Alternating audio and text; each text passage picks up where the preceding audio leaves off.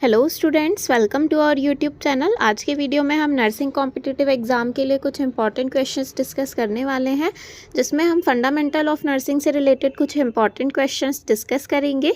यदि आप हमारे चैनल पर नए हैं और आपने हमारा चैनल सब्सक्राइब नहीं किया है तो प्लीज़ रेड बटन पर क्लिक कर लीजिए और हमारा चैनल सब्सक्राइब कर लीजिए।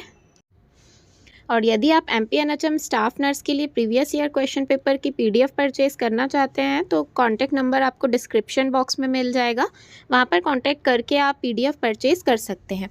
क्वेश्चन नंबर फर्स्ट में पूछा गया, which of the following interventions can best prevent bad सोर। इनमें से कौन सा जो है बेस्ट नर्सिंग इंटरवेंशन रहेगा बैड सोर से प्रिवेंट करने के लिए। Option number is massage redness area with a lotion और ऑयल। जिस भी एरिया में रेडनेस हो रही है वहाँ पर हम लोशन या ऑयल की हेल्प से मसाज कर सकते हैं। Option number B is change the position every 2 hourly, हर 2 घंटे में पोजीशन चेंज करना।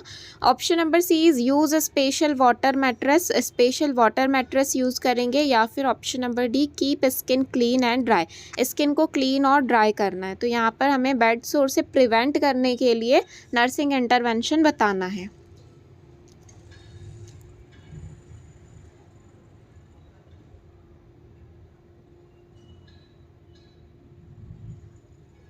का जो राइट आंसर है that is option number B, change the position every 2 hourly.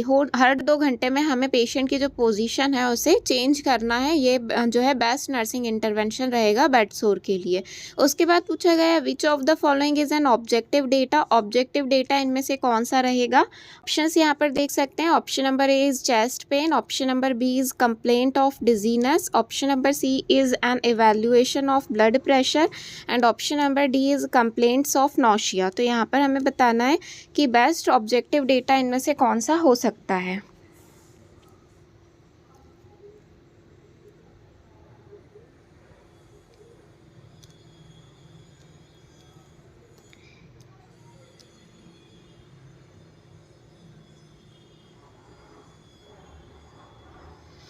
का जो राइट आंसर है that is option number C, an evaluation of blood pressure. Blood pressure को इवेल्युएट करना ऑब्जेक्टिव डेटा में आएगा। ऑब्जेक्टिव डेटा में हम जो चीज़ें हम खुद से ऑब्जर्व करते हैं पेशेंट में ऑब्जेक्टिव डेटा कहलाता है, और सब्जेक्टिव डेटा वह डेटा होता है जिसमें पेशेंट हमें जो भी अपनी प्रॉब्लम्स बताता है। तो जो चेस्ट पेन, डिजीनेस और नौशिया की कंप्लेंट है ये पेशेंट हमें बताएगा, बट यहाँ पर जो ब्लड प्रेशर है ये हम खुद मेज़र कर रहे हैं इसलिए ये ऑब्जेक्टिव डेटा में आ जाएगा।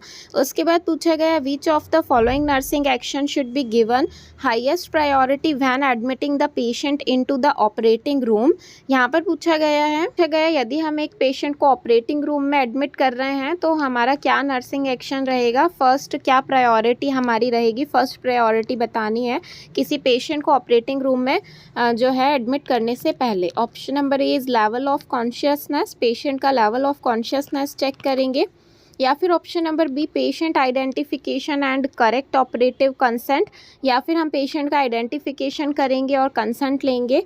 Option number B is positioning and skin preparation, positioning और स्किन प्रिपरेशन देंगे। या फिर option number D, vital sign check करेंगे। तो यहाँ पर हमें बताना है कि किसी पेशेंट को ऑपरेटिंग रूम में एडमिट करने के पहले क्या प्रायोरिटी के अकॉर्डिंग नर्सिंग एक्शन रहेगा।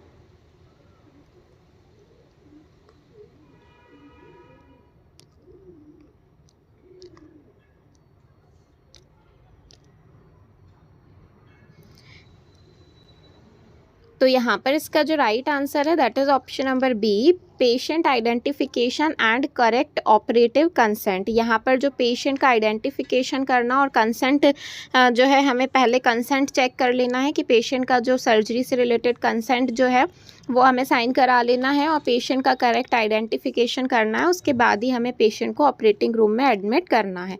उसके बाद पूछा गया, excessive elimination of carbon dioxide from the body will lead to.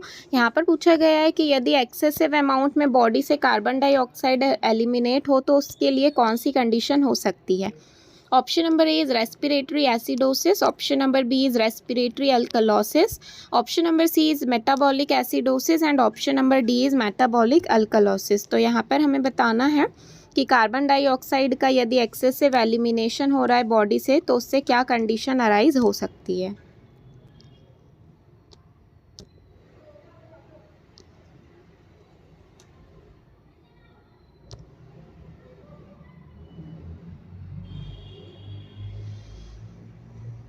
तो यहाँ पर इसका जो राइट आंसर है that is option number B, respiratory alkalosis. यदि बहुत ज़्यादा अमाउंट में हमारे बॉडी से कार्बन डाइऑक्साइड जो है वो रिलीज़ हो रही है तो हमारे बॉडी में रेस्पिरेटरी अल्कलोसिस की कंडीशन जो है ये अराइज हो सकती है, क्योंकि जो कार्बन डाइऑक्साइड है ये एक एसिडिक गैस होती है।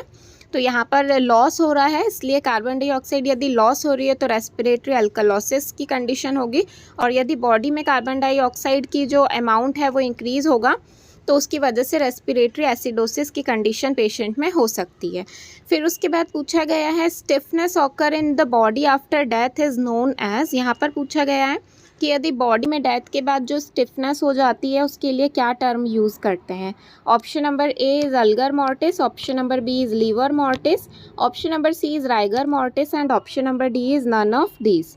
तो स्टिफनेस जो हो जाती है डेथ के बाद बॉडी में उसके लिए क्या टर्म हम यूज़ करते हैं।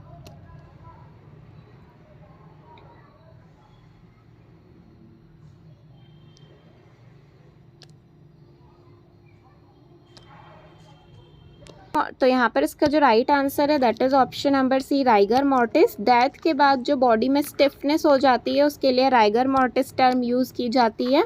यहाँ पर जो अल्गर मॉर्टिस है इसका मतलब है डिक्रीज़ बॉडी टेम्परेचर। जब डेथ के बाद बॉडी का टेम्परेचर डिक्रीज़ होने लगता है, बॉडी कोल्ड होने लगती है, उसके लिए अल्गर मॉर्टिस टर्म यूज़ की जाती है। लीवर मॉर्टिस किसे कहा जाता है, जो स्किन में डिस्कलरेशन देखने को मिलता है डेथ के बाद तो उसे जो है लीवर मॉर्टिस कहते हैं। राइगर मॉर्टिस स्टिफनेस को कहते हैं बॉडी में। तो ये तीन चीज़ें जो हैं इनसे रिलेटेड क्वेश्चंस एग्जाम में पूछे जाते हैं, तो ये आप लोगों को ध्यान रखना है। उसके बाद पूछा गया है cracking of lips specially at the angle of the mouth is known as. यहाँ पर पूछा गया है कि जो लिप्स के कॉर्नर वाले साइड रहते हैं, cracking of lips specially at the angle of mouth, यहाँ पर जो लिप्स के एंगल रहते हैं वहाँ पर यदि क्रैक हो रहे हैं लिप्स तो उसके लिए क्या टर्म यूज़ करेंगे। Option number A is periodontal disease, option number B is halitosis, option number C is angular cheilosis and option number D is सॉर्डिस।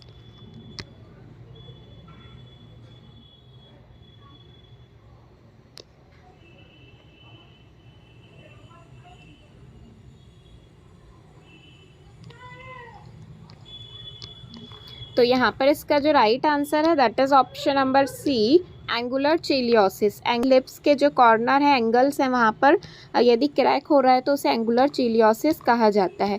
उसके बाद पूछा गया type of bandage used in head injury is. Head injury वाले patient के लिए कौन सी type की बैंडेजिंग यूज़ की जाती है। Option number A is spiral, option number B is figure of 8, option number C is capeline and option number D is sling. तो हमें बताना है कि अगर हेड में इंजरी है तो हम पेशेंट का कौन से टाइप का बैंडेजिंग करेंगे।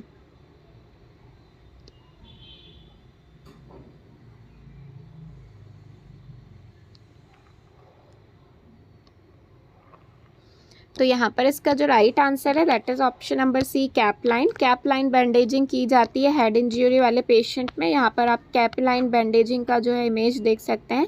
इस तरीके से जो है हेड को जो हेड में बैंडेजिंग की जाती है जिसे कैप लाइन बैंडेजिंग कहा जाता है। यहाँ पर एक और क्वेश्चन पूछा गया है bandage indicated in collar bone fracture is. यहाँ पर पूछा गया है कॉलर बोन में यदि फ्रैक्चर हो जाए तो हम पेशेंट को कौन सी बैंडेजिंग करेंगे। Option number A is capeline bandaging, option number B is spiral bandaging, option number C is figure of 8 bandage या फिर ऑप्शन नंबर डी स्प्लिंट। तो यहाँ पर हमें बैंडेज बताना है कॉलर बोन में यदि फ्रैक्चर हुआ हो उस टाइम पर कौन सी बैंडेजिंग की जाएगी।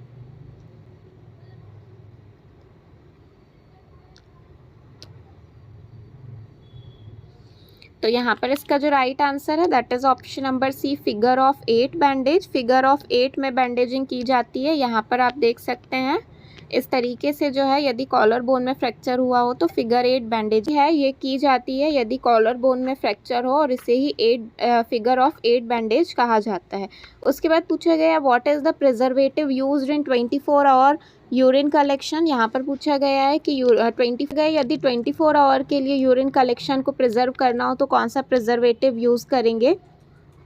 यहाँ पर पूछा गया है 24 आवर यूरिन कलेक्शन के लिए कौन सा प्रिजर्वेटिव यूज़ किया जाता है। Option number A is toluene, option number B is boric acid, option number C is 50% acetic acid and option number D is all of the above. तो यहाँ पर हमें बताना है यूरिन कलेक्शन के लिए कौन सा प्रिजर्वेटिव यूज़ किया जाता है।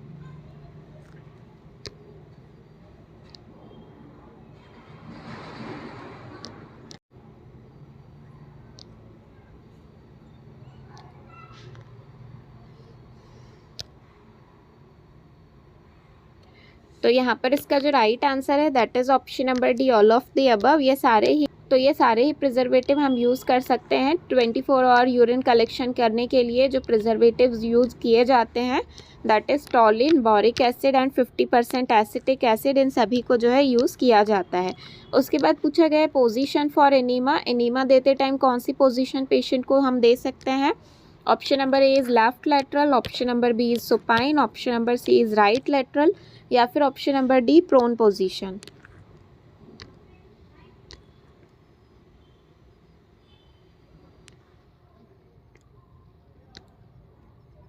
तो यहाँ पर इसका जो राइट आंसर है that is option number A, left lateral. Enema देते टाइम हम पेशेंट को लेफ्ट लेटरल पोजीशन देते हैं। उसके बाद पूछा गया है solution of choice for bladder irrigation for a patient who is undergoing transurethral resection of prostate. तो यहाँ पर जो है एक प्रोसीजर होती है transurethral resection of prostate. Transurethral resection of prostate ये प्रोसीजर यदि परफॉर्म की जा रही है तो ब्लैडर इरिगेशन करते टाइम हम कौन सा सॉल्यूशन यूज़ करेंगे? Option number A is glycine, option number B is normal saline, option number C is RL and option number D is isolyte P. तो यहाँ पर हमें बताना है कौन सा सॉल्यूशन यूज़ किया जाएगा ब्लैडर इरिगेशन के लिए जब ट्रांसयूरेथ्रल रिसेक्शन किया जा रहा हो प्रोस्टेट का उस प्रोसीजर में।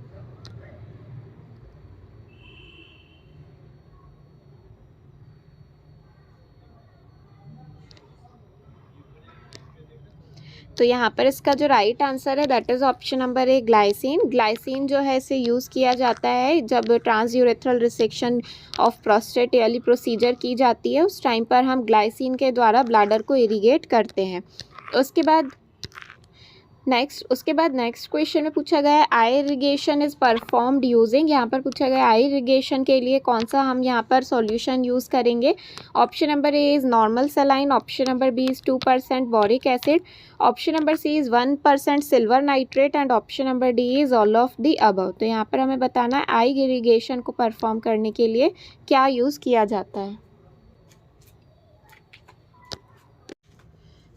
इसका जो राइट आंसर है that is option number D, all of the above. ये सारे ही जो सॉल्यूशंस हैं नॉर्मल सेलाइन से कर सकते हैं। यदि इन्फेक्शन हो तो 2% बोरिक एसिड यूज़ किया जा सकता है और 1% सिल्वर नाइट्रेट यदि किसी केमिकल एजेंट के द्वारा यदि आई में स्प्लिट हो गया हो तो उस टाइम पर 1% सिल्वर नाइट्रेट हम यूज़ कर सकते हैं।